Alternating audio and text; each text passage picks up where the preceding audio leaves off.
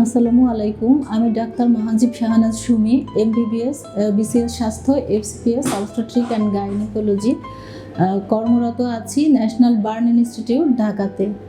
পাশাপাশি চেম্বার করছি প্রতি সোমবার ও শুক্রবার বিকাল 4টা থেকে সন্ধ্যা 7টা পর্যন্ত। হলিল্যাব হেলথ কেয়ার, 6তলা বাস স্ট্যান্ড, জামগড়া, আশুলিয়া, ঢাকা। আসলে বন্ধ্যাত্ব বর্তমান সময়ের একটা উল্লেখযোগ্য সমস্যা।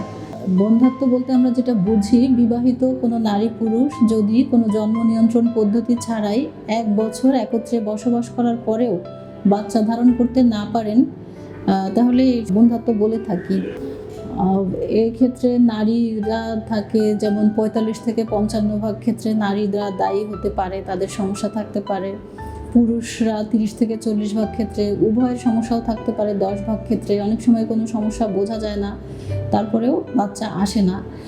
তো সময় মতো পরীক্ষা নিরীক্ষা করা এবং কিছু জীবন আচরণ পরিবর্তন করার মাধ্যমে অথবা কিছু ওষুধপত্র খাওয়ার মাধ্যমে অনেক সময় সহজেই সমাধান করা সম্ভব।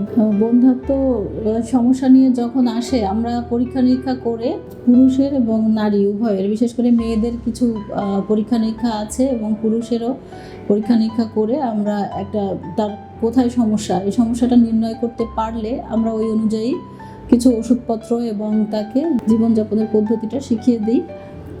ওইভাবে চললে অনেক সময় খুব সহজেই সমাধান হয়ে যায়। আর যাদের সময় লাগে বা ওষুধপত্রতেও কাজ হচ্ছে না, এখন অনেক সুদূর প্রসারী চিকিৎসা আছে যেটা দিয়ে অনেকটাই সমাধান করা সম্ভব। বন্ধ্যাত্ব চিকিৎসা এখন অনেক উন্নত।